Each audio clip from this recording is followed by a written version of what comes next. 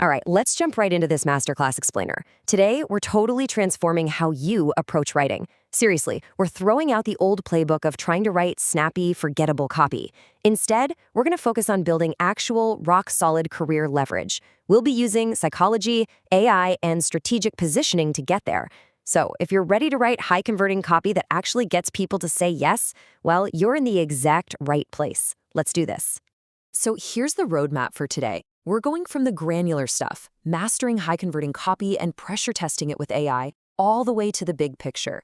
We'll talk about how to stop being boring, how to adopt a true CMO mindset, and finally, how to build true career leverage. It's a lot, but it's going to be incredibly actionable.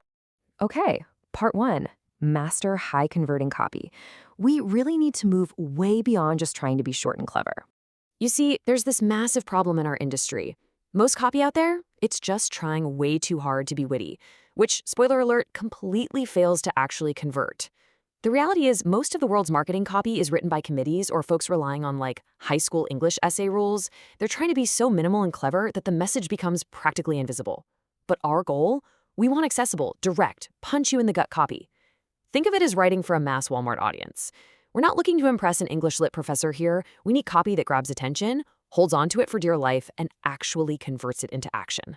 And here's the secret. Truly great copy does not happen by staring at a blank page, just waiting for inspiration to strike. No way.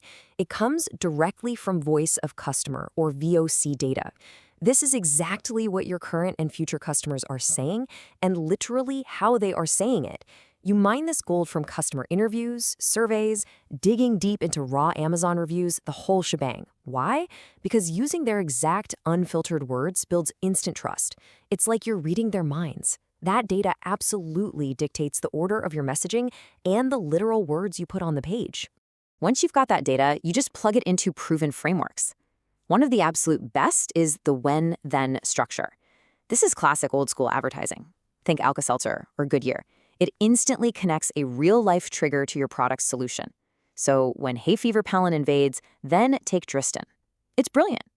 You set up a highly specific when scenario that triggers a painful problem in their life, and then, boom, you immediately introduce your product as the absolute best solution. But, and this is crucial, you aren't just solving boring, everyday problems. You need to sell to the reader's deepest, wildest dreams. Let's say you're selling accounting software to a florist. You're not just selling a dashboard to track cash flow. Come on, you're selling to a small business owner who dreams of building a massive floral empire and retiring young with $50 million in the bank. People with dreams are actively looking for a reason to say yes to you. You have to tap into that ambition. Stop selling the shovel and start selling the gold. Moving right along to section 2, pressure test with AI. We're going to look at how to use AI like a heavy-hitting strategist.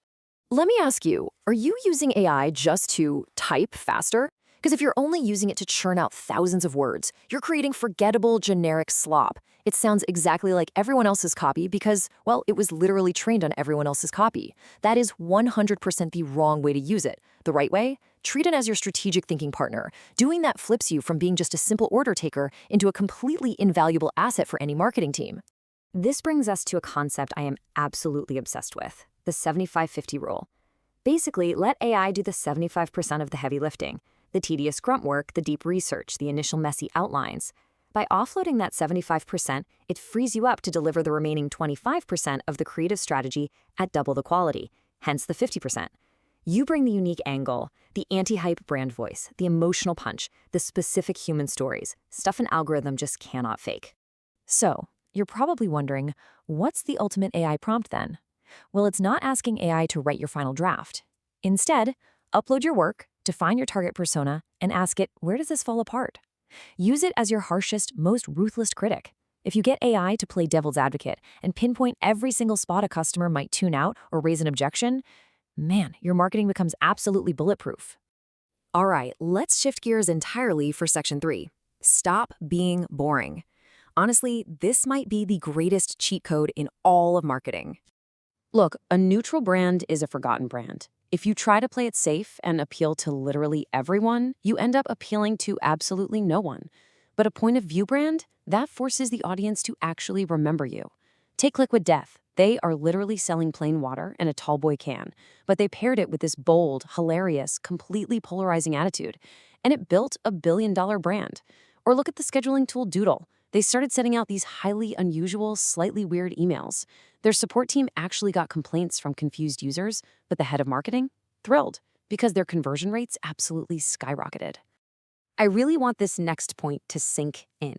Committee-invented copy naturally avoids all tension, but saying something real, that is remarkable. The most common mistake we make in marketing isn't saying the wrong thing, it's saying nothing worth remembering at all. If you're hiding behind generic corporate speak just to avoid offending anyone, you are actively choosing to be invisible. So deflate the hype, speak with genuine confidence, and please never be afraid to take a firm stand. Which brings us to Section 4, Adopt a CMO Mindset. It's time we elevate our thinking from on-the-page tactics to boardroom-level strategy. You know, there's a huge, critical difference between performance marketing and growth marketing. Performance marketing is all about optimizing the existing funnel, tweaking ad copy to squeeze out a slightly better click-through rate.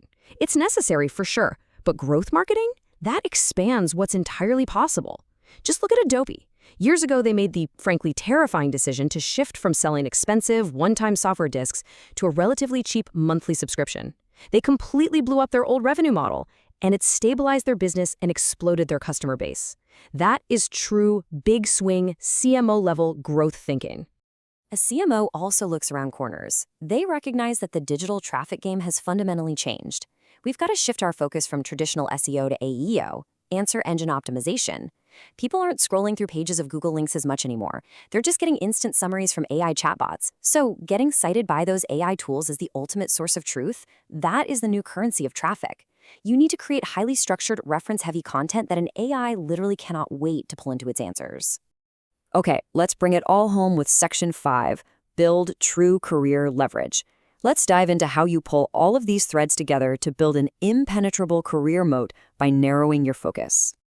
Think about it like this. If you spread yourself way too thin, trying to master every single channel, social, email, paid ads, SEO, you just become an interchangeable walking AI tool that someone can easily replace.